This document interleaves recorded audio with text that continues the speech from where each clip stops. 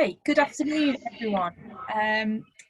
Welcome to our next chapter of webinars for the Ground Source Heat Pump Association. We're really getting through them now. Can't believe we've been going since, I think, end of April or beginning of May. But we've had some really good presenters and some really good topics, and today is no exception. We have John Findlay from Carbon Zero Consulting and Iain Howley from Howley Energy and Water, speaking to us for 30 minutes, 40 minutes about open loop heat pump systems. So it should be, well, I'm really looking forward to this one. So hopefully it'll be really good, but I'm going to let John and Iain introduce themselves when they get started.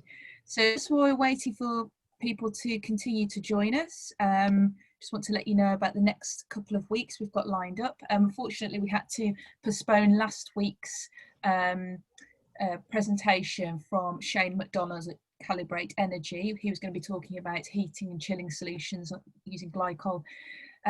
We are going to rearrange that for later in the year, so that is still going to happen. Next week we've got Chris Toes from Utility Team coming to talk to us, and then the next couple of weeks we have been our chairman back talking about contractors and the responsibility of contractors to manage their subcontractors on projects. And we also have David Boone from the British Geological Society talking about the various tools and presenting them online, which again will be a really, really good webinar, really useful information there. And then in September, because that's not that far away now, we have Edward Thompson from ISACS talking about the fiscal background to barriers to renewables rollout, which are talking about gas and electricity prices and other things related to that. So if you can join us for those, brilliant. As usual, they will all be recorded and put onto our YouTube channel so you can catch up later. So I think that's enough talking from me. So I will hand you over to John and Iain. Thanks, Laura. Welcome, ladies and gentlemen, to the latest of the Ground Source Heat Pump Association's webinars. This one is termed Open Loop Borehole Ground Source Heat Pumps. Lessons learned from 20 years. So both myself and Iain, who is going to present the second half of this webinar, have been involved in open loop ground source heat pump systems for, well, over 20 years. Open loop as a technology, open loop borehole technology, probably deserves half a dozen webinars, if not more. It's a very big subject. So this one really is a fly through of some of the basics and some thoughts and considerations on open loop that we've gathered together over the last 20 years or so. So let's move along. So some of the subjects, as I say, I'll do the first half. I'll start with regulation and just some of the basics of open loop boreholes, heating and cooling, some thoughts on drilling and testing, and some other observations, if you like, on open loop. And then Iain will carry on from where I leave off. So let's start with regulation. I've said there the Environment Agency regulate open loop. Well, in Scotland it's SEPA, in Wales it's Natural Resources Wales, but it's the same thing. Same requirement that all open loop systems that pump more than 20 meters cubed per day of water out of the ground have to be regulated under the water resources regulations. Now, this is a bit unfortunate because an open loop system, the vast majority of them are non-consumptive. That means that everything you pump out of the ground, you pass through a heat exchanger and put back into the ground. But we have no other regulations, so we're governed by the water resource regulations, which is, let's say, a little bit cumbersome. I'll talk about that a bit later and probably deserve its own webinar at some point. So all open loop systems for commercial or for large domestic requiring more than 20 meters cubed a day coming out of the ground has to be regulated. Note also that if you're drilling into coal measures geology, you may also need a permit to drill from the Coal Authority. So to find out whether your site may be at risk of drilling into old workings, have a look at the Coal Authority website. So Typical regulatory works and time frame. From receipt of an order from a client to say, yes, I would like to have an open loop system, please, to heat and cool my office building, through to boreholes working, operating, and the entire system commissioned and up and running, can take anything from 9 to 18 months. 18 months being for the larger, more complex systems. Now that sounds like a long time, but if it's properly planned, that fits in okay with a normal sort of commercial build program. But unfortunately, it is a bit of a cumbersome system that we have to deal with. So the program starts with a pre-application. So you send in some forms and some information to the Environment Agency or GSHPA, telling them what you're planning to do. So why you want to do it, where you want to do it, how many boreholes are going to be drilled and to what depth, and a very outline of why you're needing to do it and how much water you think you're going to need. They take that application and then ask you to do what's called a water features survey. The water features survey is you physically go out there, well, some of it is desktop, but you physically have to go out, find other boreholes, wells, springs, rivers, blah, blah, anything that might be impacted by you drilling and pumping a new borehole. So the results of your survey return to the Environment Agency, and they will check through it, make sure you've done a good job, and then issue you with a legal document called a consent to drill and test pump. That's your permission to roll up with a drilling rig and start drilling your 1, 2, 3, 4 boreholes, however many you are drilling for your scheme. So the drilling of an open loop borehole might take a week, it might take a month, or much more, depending on the complexity and depth. Your test pumping, similarly, might take a week, it might take several weeks. There's an awful lot of data to be gathered, as I'll show you a bit later. So that's followed by data analysis, hydrogeological analysis and reporting, and all of that analysis then gets packaged up together with your application pack to the Environment Agency for an abstraction license to take water out and an environmental discharge permit to put it all back in again. There is one slight advantage now in that in certain systems, smaller, well, not particularly small, but smaller and or well balanced in terms of heating and cooling systems can get an exemption to the environmental permit, which makes things a lot more straightforward and actually saves you quite a lot of money as well. So open loop boreholes. Open loop boreholes are an entirely different beast to closed loop. The design of open loop boreholes fundamentally different. A closed loop borehole is designed or drilled. It's designed to be drilled very quickly. So a closed loop borehole you might drill in hours, maybe a day. You put in your loop and grout it back up very quickly. An open loop borehole might take at the least a week to drill, and as I've said, it could take a month or more for very complex geological situations. We know UK geology very well. We've got maps of pretty much all of the UK. There's something like 1.5 million borehole logs on the BGS website. But taking all that into account, you must get the right expertise involved right at the beginning of your project. Otherwise, things can go horribly awry. UK geology is vastly complex for such a small place, so you do need the right expertise and experience to help you from stage one. We do have some good references. I've just written them there. CIBSE and the Ground Source Heat Pump Association produced Code of Practice number 3, CP3, well worth getting hold of. Likewise, the Ground Source Heat Pump Association's Good Practice Guidelines, we adopted them from the Environment Agency a couple of years ago. So I've listed various ologies below there.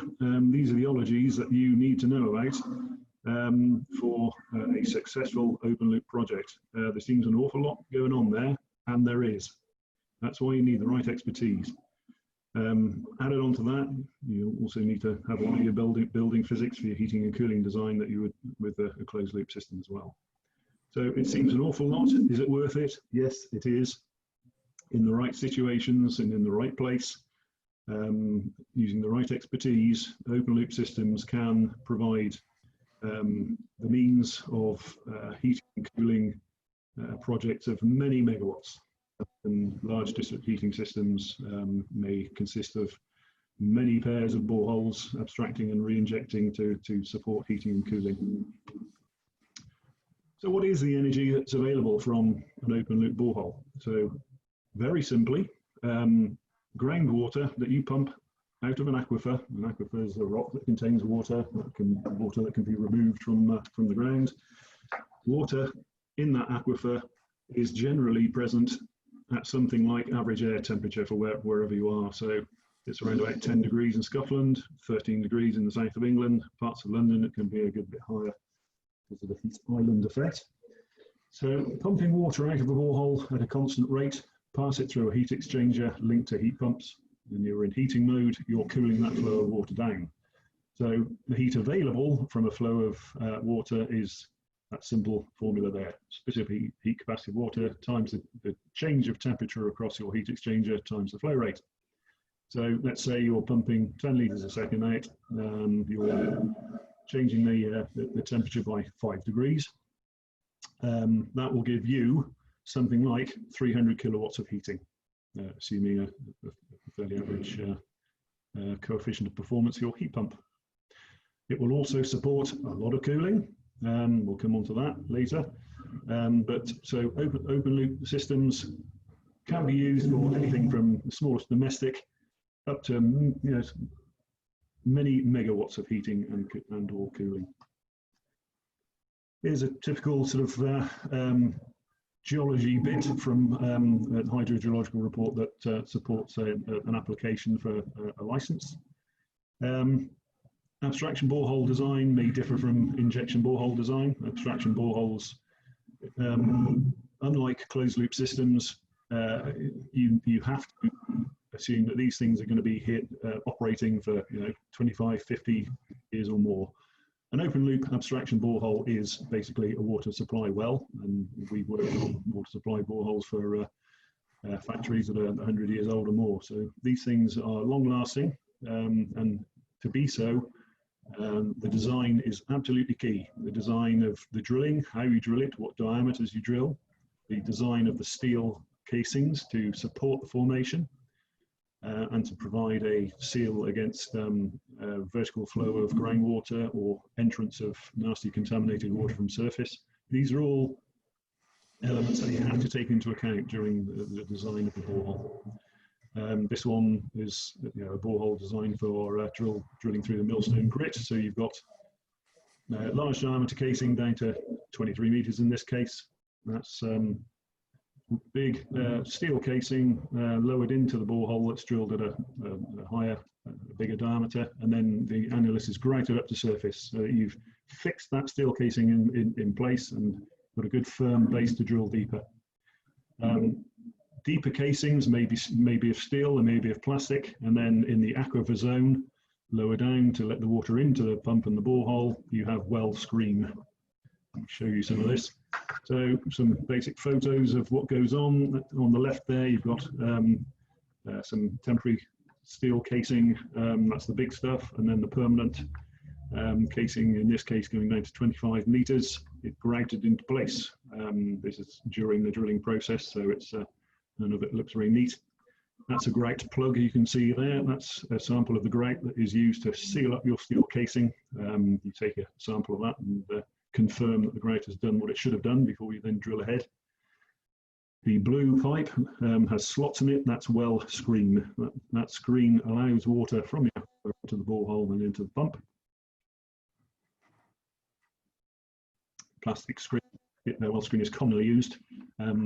The stainless steel alternative below it is top quality, amazingly high performance stuff, but also amazingly high cost. But in some circumstances, you have to use that. And on the right, that's a typical borehole wellhead. That's an injection sitting in its concrete chamber. You can see how it's all sealed off with air vents and 2 dip tubes for a data logger and a means of measuring water level. Drilling rigs. Those of you who saw the close webinar I did a month or so ago will recognise this slide. shapes and sizes. The one on the left, that's the one that was drilling in Cornwall last year. That will drill you a borehole down to about 6,000 metres if you want one. The one in the middle, that will drill you a borehole down to a couple of 100 metres maybe. And the one on the right is also a drilling rig, and that can drill you a borehole to maybe 80 metres. So it's all about horses for courses, different geologies, different requirements, different flow rates. Specification of borehole design requires also specification of drilling method and drilling rig. Once you've drilled your hole, you've got to see what you've got in there. How much water have you got? So the test pumping exercise that you do on your boreholes is usually specified by the Environment Agency in England. They will tell you what sort of tests they want, how long they want them done for, and at what rates you should be pumping. Obviously the rates match up with what you want, but the Environment Agency will generally ask for the plot on the left being a step test. So you pump your borehole at different rates, increasing rates for a set time period, and measure the water level as you do that. As your pumping rate increases, the water level drops. If you're injecting, you might do an injection step test, then the opposite applies. The more you inject, the higher the water level in the borehole climbs. So all of that data, together with the one on the right here, which is a typical constant rate test, which might be 24 hours, it might be 72 hours, it might be longer. You're pumping out of the borehole to waste and measuring what effect it has on the water level, and boreholes that you found in the water feature survey nearby to see what impact it's having on those. A lot of data, an awful lot of data. Let's go back. That data needs to be looked at, interpreted, reported on, and got into a format that the Environment Agency will accept as part of the application process. Quick word on cooling. Ground source heat pumps will do heating and cooling. Groundwater is especially applicable for passive cooling, free cooling or passive cooling. So I've already said, temperature of your groundwater is 10 to 12 degrees typically in the UK. Perfect for cooling. You can put a lot of heat from buildings into that and re-inject it into the ground. And then passive cooling doesn't need a heat pump. You're not using the compressor of the heat pump. You're just using the flow of water. But you can use the heat pump if you need active cooling or chilling. A well-balanced open loop system, i.e., a good balance of annual, seasonal, or might even be diurnal heating and cooling, is the most efficient means of heating and cooling a building. There isn't anything more efficient if you've got a good balance of both. There's little or no net heat extraction from your aquifer if you've got a balance. And well, I'll mention the term ATES, aquifer thermal energy storage. That's where you can store warmed or cooled water within the aquifer at a different time. So you give yourself an advantage by taking water from a warmed resource of water or a cooled resource of water. There are examples of that in the UK already. There are many in Holland and elsewhere, but I think that's the subject for a much more detailed webinar. Just a few other considerations. Absolutely key, borehole location and separation. You can't drill an abstraction borehole 5 meters away from an injection borehole. They must be separated by X meters. I'm not going to say how many meters because it depends on flow rate, it depends on geology, it depends on your site. But let's say hundreds of meters is much better than tens of meters. Why? Because when you abstract water, the water level in your borehole reduces. When you inject water into your injection borehole, the height of the water increases. So you are setting up a gradient from your injection borehole back to your abstraction borehole. So after some time, there will be some interaction between your abstraction borehole and your injection borehole, both in terms of water level and in terms of water temperature. Iain will say a bit more about this. Groundwater chemistry. Groundwater contains every element dissolved in it that you've ever heard of, in various concentrations, depending on what sort of rocks that groundwater is flowing through. The two most common metals that you will find in all groundwaters are iron and manganese. Unfortunately, in some UK groundwaters and elsewhere, it can be very high concentration. Now, it's quite happily dissolved in the groundwater under its temperature and pressure conditions. As soon as you pump it, you're changing your temperature and pressure, and you're potentially exposing it to oxygen. And you might oxidize the iron and manganese, forming a solid. So in the case of iron, you're basically forming solid rust.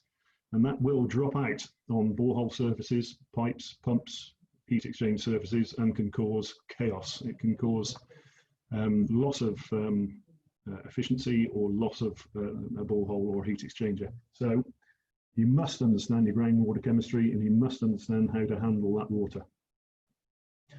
Microbiology, ditto above. If you're not in control of your microbiology, the microbiology can grow as a biofilm on pipe surfaces, borehole surfaces and heat exchangers, and again can cause clogging.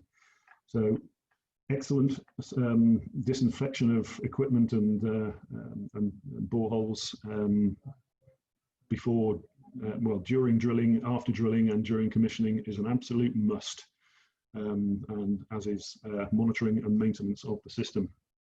So monitoring and maintenance is one of the things which Iain will be picking up on. So I will now hand over to Iain. I'll be moving the slides on for him, so he might either wave or shout at me every time he needs to. So Iain Howley. Okay, thanks everybody. Hope you're all well this afternoon through these unprecedented times. Yeah, like John, I've been involved in the delivery of open loop borehole systems for the best part of 20 years. And when John asked me to become involved, I thought this webinar we could fill a day easily on what's been learned over the last 20 years. But I'll pick two sort of topics. The first one is something that I've seen as a constant throughout my involvement of installation of large borehole open loop systems. And the second one is something that I've seen sort of manifest itself in the last couple of years. So the first one I'm going to talk about is the importance of ongoing monitoring of system performance. So we see so many times, I'm sure many of you who've been involved in these schemes will see the same, that many sort of building development teams and their facilities maintenance teams, they seem to adopt an out of sight, out of mind policy for borehole systems. So long as the building is receiving its heating and cooling, they are of the opinion that everything is fine, when John has already highlighted that the ground is a dynamic thing that needs to be understood and monitored. But it may well be that there are things going on in the ground that they are completely unaware of. And the only way to be able to understand that change in dynamic within the ground is to be able to interrogate operational trends. So to be able to do this, we need to log things like the borehole operational characteristics. So once your boreholes are drilled and they become operational, it's really important to monitor your abstraction borehole water level and your recharge injection level. Aside from the hydraulic sort of characteristics that we're interested in, there's also thermal characteristics that we're interested in. So your abstraction temperature and your recharge temperatures are other parameters that must be continually monitored. Add to that flow rates and volumes versus water levels. It's always useful to be able to check your ongoing flow rates being achieved versus the water levels that are being realised. The pump itself, obviously the pump finds itself down in a borehole. It's not easy to get at, unlike a plant room circulation pump that can be checked over really quite easily. So monitoring of the pump is important, not just from its wet end or the impeller side of it, but the electrical side of it too. So whenever you install a brand new borehole pump, you're issued with its performance curve. And obviously if you're monitoring its performance ongoing, you can check to see how it's performing versus its original performance curve. And if it's dropping away in terms of flow level, or there's amp draw on the motor is going out of the phase imbalance, that can all be useful, very useful for planned maintenance. So you can tell if a pump is wearing out or the electrical side of it is deteriorating. And you can remove that pump through a planned maintenance situation rather than what we all often see in an emergency situation. So this again illustrates the out of sight, out of mind policy that many seem to adopt. Just moving a little bit further into the plant room, it's important to understand the pressure that's being lost over the plate heat exchanger. Your commissioning data will show how much pressure is being used on your shiny new system as that water is pushed through the plate heat exchanger. And again, that's an important parameter to monitor the operational side of things going forward, because if you're seeing an increase in pressure, John talked about chemical makeup of the water, iron and manganese, and you could be beginning to see blinding or clogging of that plate heat exchanger. So understanding that before it actually turns into a major issue is obviously important. So the operational data that you will gather through ongoing monitoring is then compared against the original benchmark test data. So what we saw earlier in one of John's slides was some graphs there showing your pumping water levels versus your flow rates. And that, so when those shiny new boreholes were all put into practice, they follow on from the original pump test data that would have been originally generated to support your applications for your environmental permit and your abstraction license. But by default, that is your benchmark data. So that's something that needs to be kept and maintained. And then you have something then which to compare your ongoing data to. Okay, John, if you want to push on. So the second point I was going to talk about is district heating systems. And although this site isn't strictly a district heating system, you can see that it's a large load at 3.4 megawatts or 3,400 kilowatts, and it's a heating only system. Now, this was a scheme that I installed with my brother Andrew back in 2014. It became operational in 2015.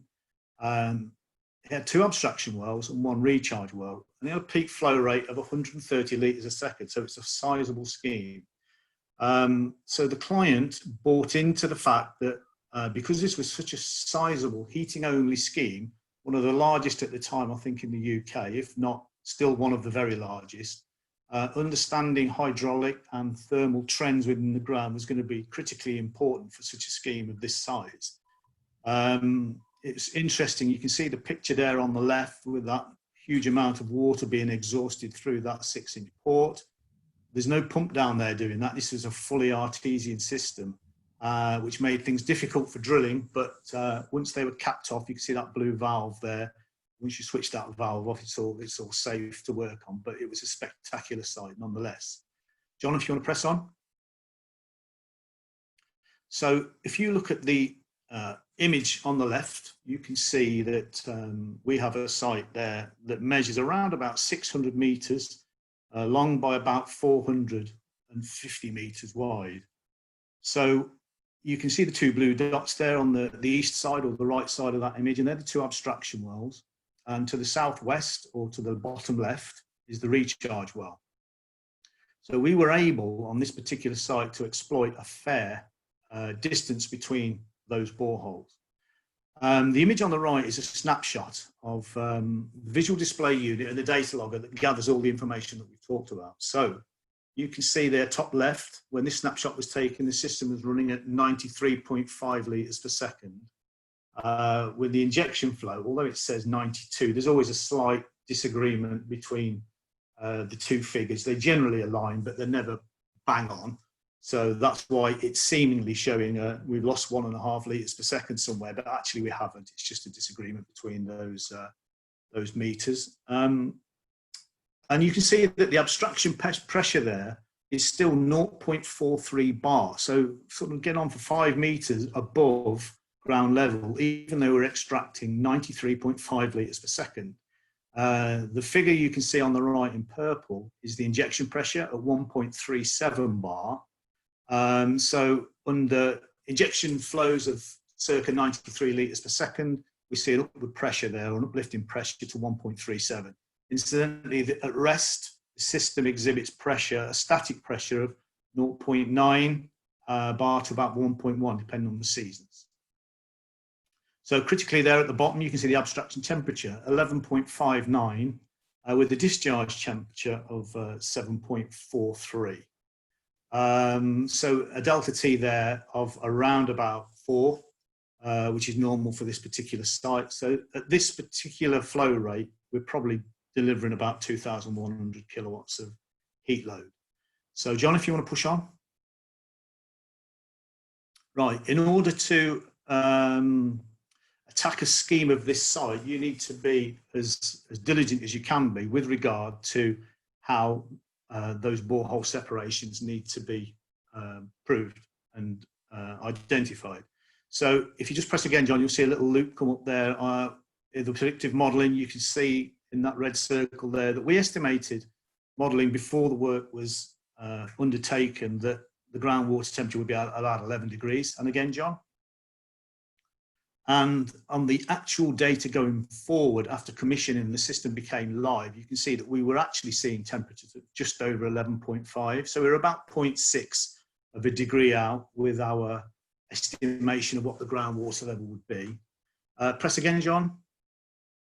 And what you can see here after 3.5 years of actual operational data is that the water temperature, the groundwater temperature, has declined to about 10.4 degrees. So we've lost about 1.6 degrees, something like that. But again, John, press please. And you can see that our predictive model showed more or less the same. So we were really pleased that our model has turned out to be really quite accurate. And the reason that we were able to see these declines over 3.5 years, and this was to help us to place those boreholes where they need to be away from each other. We go on to the next slide then, John. So aside from that sort of snapshot 3.5 year operational and predicted models, this is the 25-year simulation. So what you can see to the left there, the top line is the mean abstraction temperature, and you can see the seasonal waves throughout those 25 years.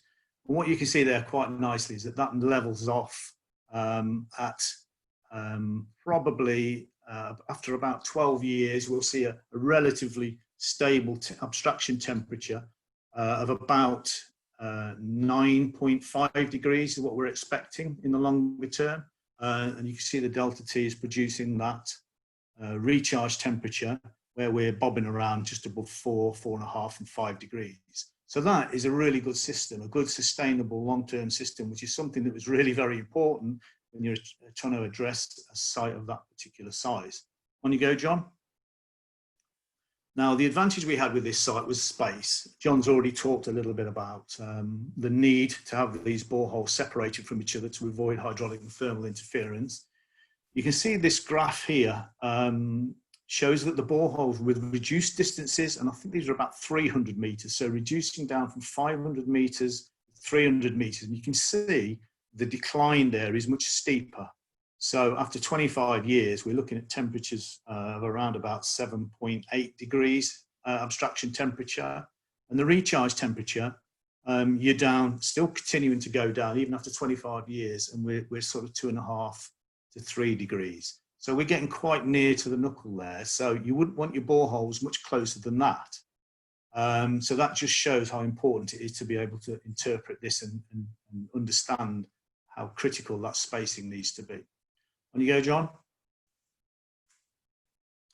So my second point that I really wanted to touch on was we've seen a lot of inquiries over the last couple of years for district heating networks. And the question initially is, so open loop boreholes, why are they now being considered for district heating networks? Well, because the teams who are designing these district heat networks are working at lower temperatures than traditionally they used to. So we're looking at temperatures now, perhaps 70 degrees on the secondary side, but now we're seeing higher temperature heat pumps in operation. So we've kind of bridged the gap between traditionally where heat pumps operated and where district heating networks like to work.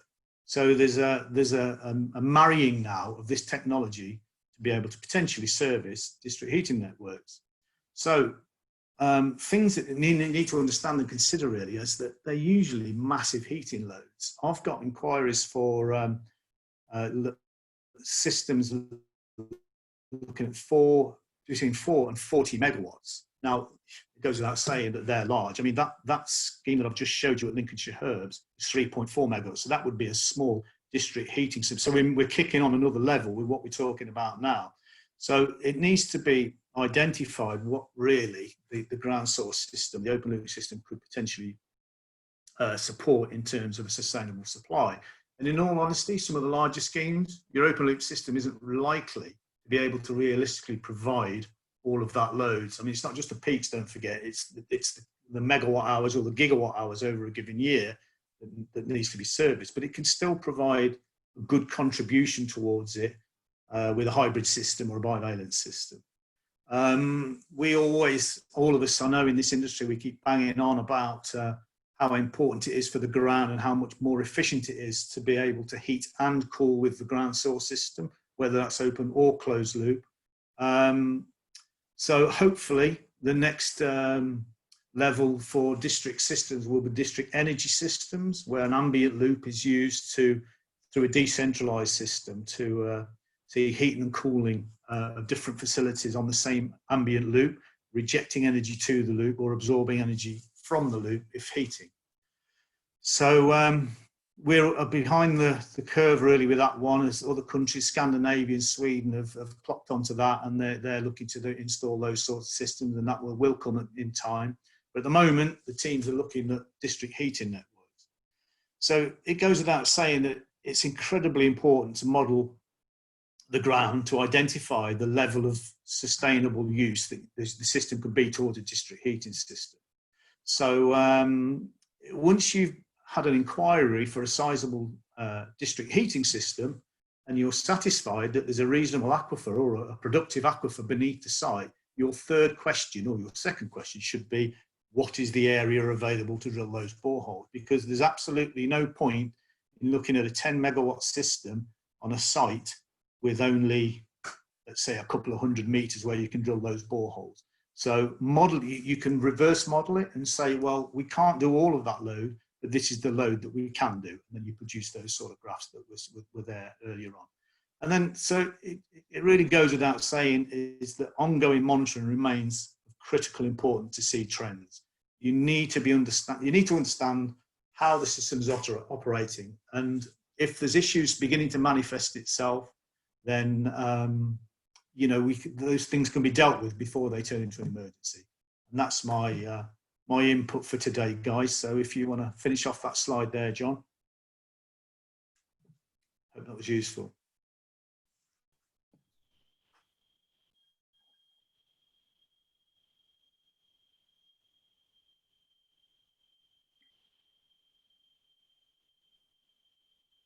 Do you want to, John, could you unmute yourself?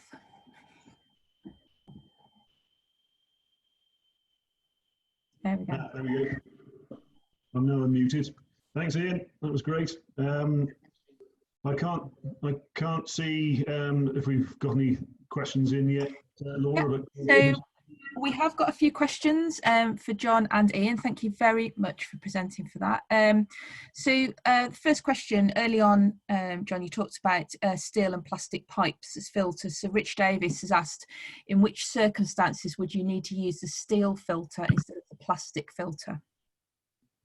Okay, so we're talking about well screen there. So I showed you a picture of your standard blue plastic well screen, which is very commonly used in the water industry and quite commonly used with open loop as well. But for a steel, the picture I showed you earlier on was it's called a Johnson wire wrap screen made of high-grade stainless steel. It gives you a very, very high open area. So it allows a lot of water in through a relatively small area and keeps your flow velocities down. So you need that in an aquifer that's, let's say, a mixture of silts and sand and fine sandstones, and you have to control the velocity of water coming from your silty sandstone in order to stop fines coming into your borehole and blocking everything up. So it's a matter of design of the type of well screen, the openings, the size of opening, the open area of your well screen, and what you put in the annulus between your screen and the borehole wall. That is all a matter of hydrogeological design and borehole design. Those two things have to go together so that you get the amount of water you want without filling your borehole full of silt and sand. Okay, and at what point, John, would you know whether you need to use steel or plastic? You'd have some idea before you started, knowing what sort of aquifer you were drilling through. But generally, it can be while you're drilling. You're taking samples of the formation of the aquifer material as you're drilling through it. And if you see that it's very fine grained or that it's highly variable in terms of grain size, then you might think, okay, a relatively cheap well screen of a fixed open area, fixed slot size may not work here. I might need something more expensive, more advanced, such as a stainless steel screen. So it can be while you're drilling it, or even after you've drilled it, when you're pumping it and producing a lot of fines. You know, that would be your first borehole in an area. Once you've drilled one borehole and know what you're drilling into, then subsequent ones you can adapt your designs to suit. Okay, thank you. So I had a couple of questions as well, and my first one was from past experience of a previous project where we were looking at open loop. How confident can you be that there'll be water in the well before you drill? And what risk is there that you drill and then find no water or not sufficient water? Want to go in? Yeah, sure. So the first thing to do, Laura, is to exhaust every single thing that you can find in terms of historical geological information, hydrogeological information, borehole records. John's already talked about that. And in the UK, you have effectively a spectrum of probability, where in some parts of the UK, you will have no chance of finding any water. Places like Cambridge, parts of Oxford, you can't economically exploit aquifers in those areas because they're predominantly clay. Parts of Gatwick around there, I remember the Galt clay being really very, very thick. So there's some areas where you've got no chance, and there's areas where you've got every chance. And when I say chance, chance probably isn't the right word, but the likelihood is very, very high. So it's understanding where the target site sits in that spectrum of probability. And so long as you do your due diligence up front in terms of assessing those records, you should be able to present the true picture of what your likelihood is of finding the water that you require. It shouldn't be, you shouldn't be using that test borehole to see if there's water there. You should be using that test borehole, or you're drilling that borehole as a validation of all the diligent work that you've put up front. So you use as much of the information as you can possibly find to get to a situation where you can offer a level of confidence that drilling. And some of the feasibility reports that we do, I'm sure John's the same and others, some of the feasibility reports we do say you don't do an open loop system because the risk is too great. Yep, indeed. Yeah, so I think what John said earlier, you know, get the experts involved early on. So ask the experts and they can say, absolutely don't, or yeah, this is looking quite likely. So go ahead. Yeah, that's great. Thank you very much. So a question here from Peter McConvey.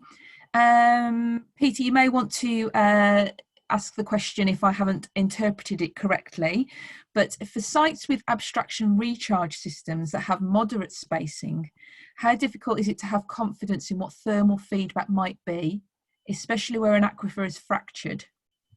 Does experience or monitoring from operational sites give a reasonable feel for how a new site should perform in a similar hydrogeological setting? I'm not sure if that's two questions or one joined question. Okay, well, yes, you mentioned in a fractured aquifer. You know that there are many examples of that in the UK. Yes, it is always much more difficult to predict what's going to happen in a fractured environment. When I say fracturing, I mean the groundwater is flowing through cracks and fractures in the rock rather than through pore spaces, which you might find in some of our sandstones. But yes, you can calculate, you can model, and you can do testing on site using tracer testing and that sort of technology to better identify how rapidly hydraulic breakthrough between boreholes happens, and from that you can then compute or model thermal breakthrough. So yes, it is possible, but I note you mentioned fractures, and that trying to predict anything in a fractured environment is more difficult. Yeah, just to add to that as well, I think that what Peter's alluded to there is almost what we would call short-circuiting through a fracture, a road fracture that joins both boreholes. And again, the risk is reduced by keeping the boreholes away from each other. So even if what you tend to see, you'll be familiar with the chalk, John, but it's a matrix. It's almost like a honeycomb type system rather than just one or two fractures going a great distance. They go up, they branch off into all sorts of different areas. So keeping the boreholes as far away as possible makes sense. There is a greater risk of thermal short-circuiting through if you were to be unlucky enough to get a fracture which joins both boreholes, but that will still only be proportional. All of the water won't flow down that one fracture and interfere with the borehole, but there is that risk. I mean, we have a couple of sites now in central London where we abstract water and recharge water to the same borehole because there's lateral fractures between the two. We don't see any thermal interference within the same borehole. So there's lots of things that could be introduced, even retrospectively if needed, packers for instance, to separate the boreholes further if necessary. Okay. Well, Peter's just said he doesn't have a mic on his computer, but I have asked him to email GSHPA if the question's not been answered adequately. But reading the question again, I think that's what he was talking about, short-circuiting, I think. But he has followed it with another question. Getting water back into the aquifer. Do schemes you've worked on typically have one abstraction and one recharge, or one abstraction, two recharge? Is there a ratio that you use, or is it completely site dependent? Completely site dependent. Shall I start on that one, John? Yeah. It might well be that you've got quite a high water level in your borehole naturally. So in terms of getting the water out of the borehole, that's really quite straightforward, and you can have a relatively shallow pump setting depth. But you may put that, whilst that works in a positive way for you on the abstraction side, on the recharge side, it's a negative because you haven't got the natural hydrostatic head pressure to be able to disperse that water back. So in that situation, you may need one abstraction well or two or even three recharge wells. And the reverse is true if you've got lower water levels. So if you've got lower water levels and the yield is slightly low, you may find that you need a couple of abstraction boreholes, but you can put that back to only one recharge borehole because you've got massive hydrostatic pressure availability with a naturally low water level. So the answer is it's definitely site dependent, and it could be either way. Yep, agreed. Okay, that's great, thank you. Just a quick question from me as well. I've always worked on the assumption that the EA will only accept a delta T of 3K between abstraction and re-injection. I don't think that's correct because you've presented things today which is 4 or 5K delta T. Is there a maximum level that the EA will accept or not accept in terms of delta Ts? Yes, on their environmental permit, they will put a maximum change in temperature from the source temperature. There's obviously a natural maximum. If your water's coming out at 10, then you don't want to get anywhere near freezing up anything in your heat pump system. So most heat pump systems will work between 3 and 6 degrees, perhaps. You probably wouldn't want to go any higher than that. In specialist cases, you might. Again, if your water's coming out at 10, then there's water does tend to go solid if you push it too hard. So yeah, 3, 4, 5, 6 degrees would be what you would normally see out there. Excellent. Yeah, you do see in surface water systems. I mean, I know we're talking primarily about boreholes here, but on surface water systems, they do want to see no more than 3 degrees and more generally 2 degree delta T. So they're a bit more strict there, but that's to do with marine life ecology and that sort of thing. Okay, That's great, thank you. Okay, so we've got David Boone on the call, which is great. He has put a couple of links on if anybody wants to go and have a look further. He has put on a link to the EU Cost Action Network on geothermal district heating and cooling. So there's information there about a European project that's happening. And he's also put a link to one of the tools he's going to be presenting on in 2 weeks, which is the BGS screening tool for high-level screening of groundwater potential. So that could be used very, very early stages of a project before speaking to somebody like John or Ian. David did have a question. You talked about ongoing maintenance. Do clients accept monitoring as part of ongoing maintenance? Do you want me to take that, John? Yes, please. Yeah, okay. They do, but I'll tell you what's king in all of these developments is coin.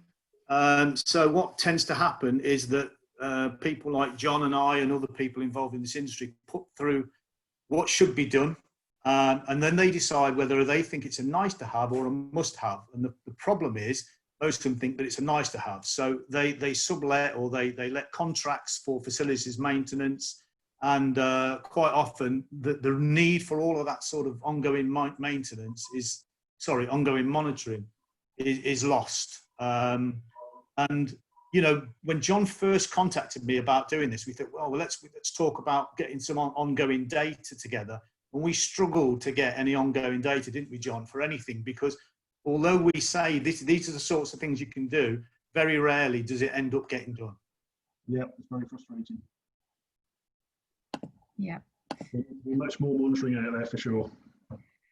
I mean, I don't know, I find this a lot with plant room monitoring and heat pump monitoring. Would you say that people are unwilling to pay the money until something goes wrong and then it will cost them a lot of money to get it sorted? Yeah, that's the mentality I see every day. Yes. Yeah. Okay. David Boone has just put on another quick point there. The EA might, going back to what we were talking about a minute ago, the EA may like to keep the re-injection temperature above 5 degrees C. So he's just pointed that out there. And I just want to correct, actually, David Boone, he will be speaking to us in 3 weeks' time on the 26th of August, not 2 weeks. So just wanted to correct that. Is there any other questions? We're at the bottom of the list currently, but there's still some time still got a little bit of time if anybody's got any other questions. If not, the email to send any further questions is on there, and we can then send them out to John or Ian or other people within the association to answer. And just to say again that these will be on the YouTube channel to catch up with afterwards if you need to. So yeah, just a couple of people saying thank you for the presentation, John and Ian. It's really, really useful. So if there's no other questions, we will close the webinar now. So please join us next week for Chris Toes' presentation. Keep an eye out for the title of that. And we will see you then, hopefully. Thank you. Thank you.